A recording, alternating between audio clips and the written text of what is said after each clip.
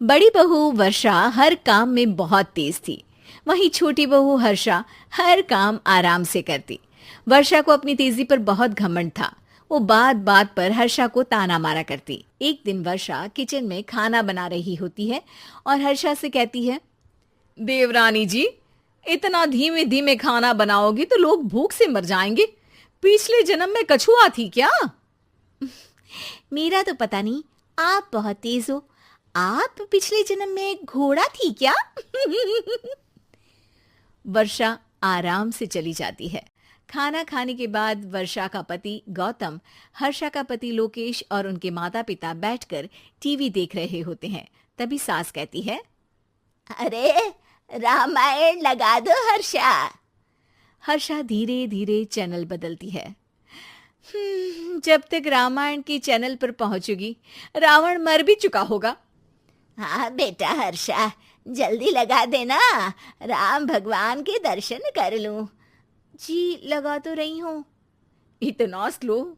सासू माँ इतने में तो अयोध्या जाके राम भगवान के दर्शन कराएंगी। सब वर्षा की बात पर हंसने लगते हैं। वर्षा हर्षा के हाथ से रिमोट लेकर रामायण लगा देती है। हर्षा बुरा नहीं मानती और वो भी हंसते हुए वहां से चली जाती है। एक दिन हर्षा खाना खा रही होती है। तभी वर्षा वहां आके कहती है, अरे कितना धीमे धीमे खा रही हो। इतने में तो शादी में 100 लोग खाना खा लेते। आधे घंटे से खाना खा रही हो तुम। अरे खाने को चबा चबा कर खाना चाहिए। हाँ हाँ, आप तो चबा के भी खाती हो और दबा के भी। अरे आपको मेरे धीरे खाने से दिक्कत है या ज्यादा खाने से?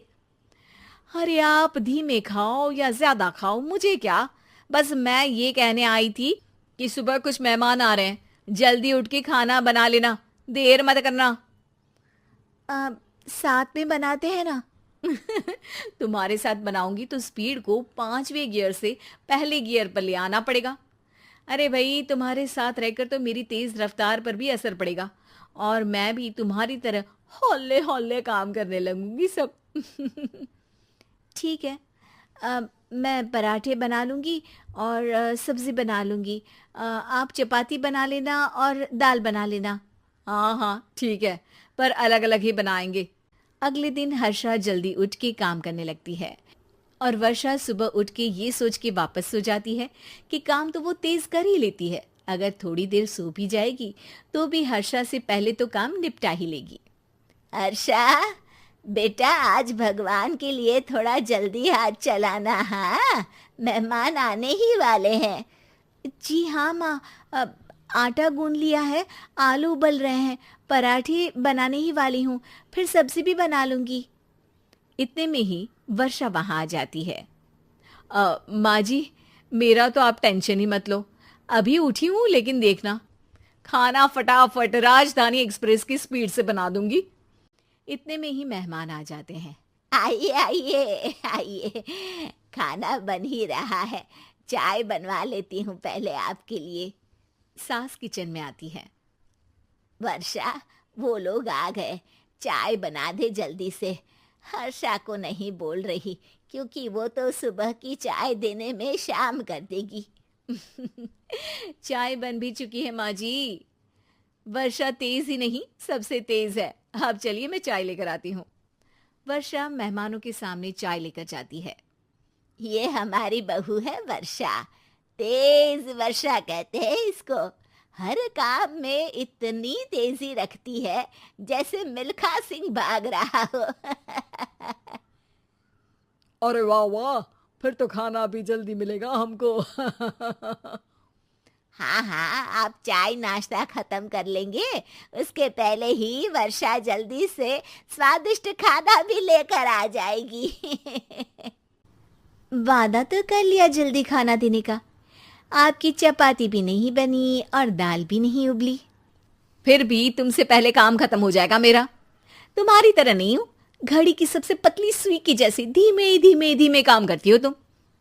बस वर्षा अपने तेज हाथों से दाल कुकर में चढ़ाती है और आटा निकाल के गूंथने लगती है।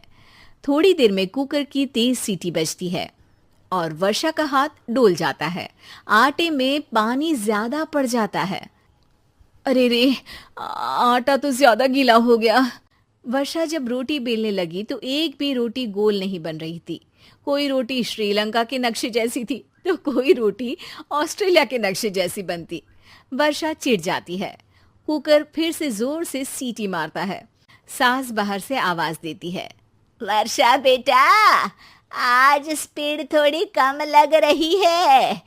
टाइम और लगने वाला हो तो बता दो बेटा।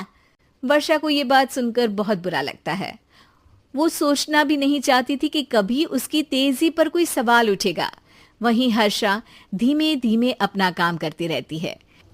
वर्षा दाल बनाते वक्त भी इतनी घबरा जाती है कि जल्दबाजी में दाल में नमक ज्यादा गिर जाता है। वर्षा का खाना फिर भी हर्षा से जल्दी तो बन जाता है और जब खाना मेहमानों के सामने लगता है तो सब हर्षा के खाने की तारीफ करते हैं। अरे पराठे तो कमाल की बनी है और सब्जी भी। बस दाल में नमक थोड़ा इधर उधर हो गया है। वर्षा को बहुत शर्म आती है और वो नीचे सर करके खड़ी रहती है। तभी हर्षा कहती है, वो ना मैं थोड़ी जल्दबाजी कर गई और नमक ज्यादा हो गया, पर पराठे तो वर्षा भाभी ने ही बनाए हैं, इसीलिए तो अच्छे बने हैं। वर्षा ने कभी नहीं सोचा था कि हर्षा के काम की इतनी तारीफ होगी, लेकिन वो उसका यश वर्षा को दे देगी।